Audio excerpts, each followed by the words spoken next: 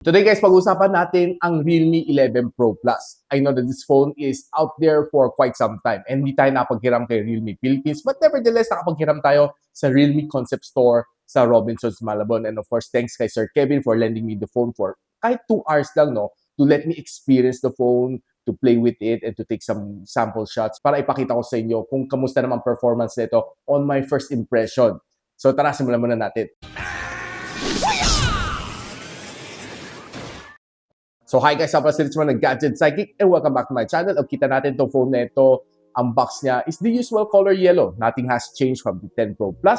And this time around, it has drastically improved itself pagdating sa design niya. And I really love yung likod niya dahil meron siya full leather finish. And it looks more of a flagship this time around. So pag open natin the box, meron siyang sleeve na sasalubong sa atin. Inside that, meron siyang documentation, meron siyang jelly case, and meron siyang SIM ejector tool. If you take a good look doon sa kanyang phone, this one has a green na color. So probably that's the distinct color niya away from the Pro variant.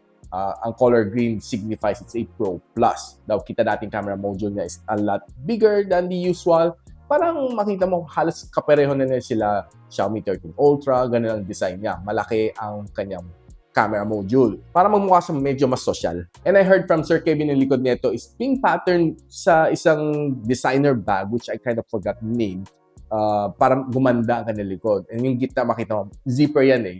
It looks like a zipper and it really looks nice. Different siya from the rest of the pack. Well, let's just say yung design niya has stepped up a lot from the Realme 10 Pro Plus from before. So, a quick phone tour ko lang kayo. Sa ilalim, meron siya SIM tray, microphone in, Type-C port, of course, ka na loudspeaker.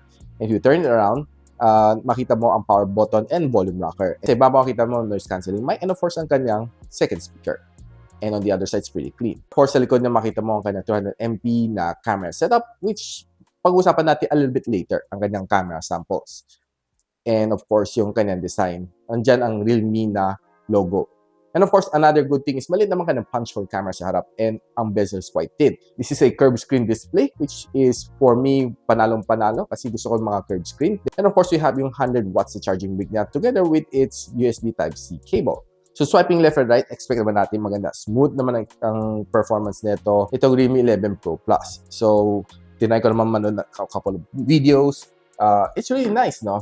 Nakapanood tayo ng mga reels, nakapanood tayo ng mga videos dito sa YouTube, okay na okay siya. Wala namang problema. Smooth na smooth dahil sa kanyang AMOLED display. And this one has a 6.7-inch na AMOLED display with 120Hz of screen refresh rate. And ang kanyang maximum brightness is 950 nits. Could have been better kung nilagay naman nila ito sa 1,200 nits para medyo mas bright under the direct sunlight. And by the way, ang phone na ito will be priced at 24,999 para sa kanyang 12 GB of RAM and 512 GB of storage which directly compete with the Honor 90. And ang kanyang processor nga pala guys is a MediaTek Dimensity 7050. Multitasking is no problem. I wasn't really able to play any games dito. Neither nakapag-benchmarking tayo, no?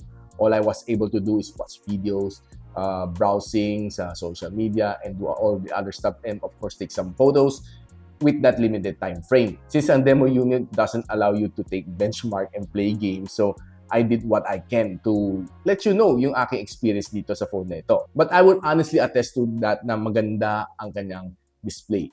That's for sure. And pagdating naman sa kanyang camera, this one has triple camera setup, starting with a 200MP na main camera sensor. And of course, the other one is a 8MP na ultra-wide lens and a 2MP na macro lens, shooting up to 4K and 30. Ang kanyang main camera sensor has a OIS, so meaning it's more stable when you're taking photos. And ang kanyang selfie camera is a 32MP na front-facing camera together with a shooting capability of 1080p and 30fps, which for me, medyo bitin for a camera like that.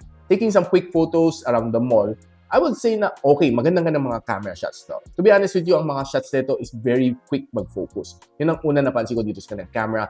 And what's nice din sa kanya is okay ang kanyang mga other lenses, no? So you can use your ultra-wide and of course you can zoom in. Okay na okay. Clear na clear pa rin siya up to 5 times zoom.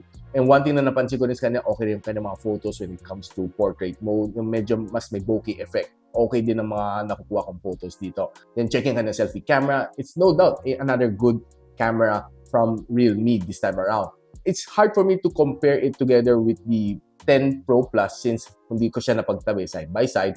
But I'm sure na based on what I see, there's a good improvement over from the 10 Pro Plus. So, Itong camera niya, I would say sharp ang mga color niya. And hindi siya saturated like other cameras out there, which tends to saturate things na kung naka-AI mode, medyo saturated, medyo OA ang kanyang mga colors. This one, natural ang kanyang colors. Si Realme 11 Pro Plus. Selfie camera is okay. I wasn't able to test it sa outdoor condition, but indoors, okay na okay siya. So meaning kung okay naman siya sa indoors, yung expectation ko sa outdoors should be okay din. Kasi as long as okay, maganda lighting naman sa selfie camera nito, you would definitely get something good from its camera.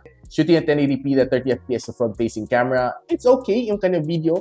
I was expecting something better from its camera since it's more of a flagship grade from Realme, but medyo dyan na makakap ka sa 1080p and 30 fps, which kind of limits you as a content creator. But overall, ang kanyang resolution is nice. I would say that it's probably perfect for taking some videos din on TikTok. Ang kanyang rear camera, I would say, medyo konting may pagka-shaky, but overall, ang kanyang camera would be better stabilized if you have a gimbal or a tripod. But yung kanyang quality is definitely good. Kasi I believe that based on what I saw, ang kanyang camera tends to perform a bit better than the Honor 90 based on what I can see. Of course, yung phone na ito comes together with a 5,000 mAh of battery and can charge up to 100 watts of fast charging. So what can I say after 2 hours of experience dito sa Realme 11 Pro Plus? Well, honestly, yung kanyang feel is definitely good. I love the way it is kasi may pagka-designer feel siya and medyo may pagka-luxury feel lang itong phone na ito. One thing na hindi ko masabi sa inyo is sa kanyang gaming performance, sa kanyang benchmarking, sa kanyang battery life, which I kind of have to test it for maybe a week or so before ko masasabi sa inyo. For that quick 2 hours, this is what I can say. The phone is nice, camera is good, and overall the feel is definitely great. And if we want to know kung saan pwede mabili ang Realme 11 Pro Plus, pwede kayo pumunta sa Robinsons Malabon, sa Realme Concept Store, or you can check the link on the description box below. If you like this video, don't forget to like, subscribe, and of course, hit that bell icon para hindi naman miss mga future uploads here from my channel. And so, ako para si Richmond, and you're watching Gadget Sidekick. What's up? Like and subscribe to my channel. Don't forget to hit that notification bell. For one of my latest uploads, click the dito. And for one of my popular uploads, click here.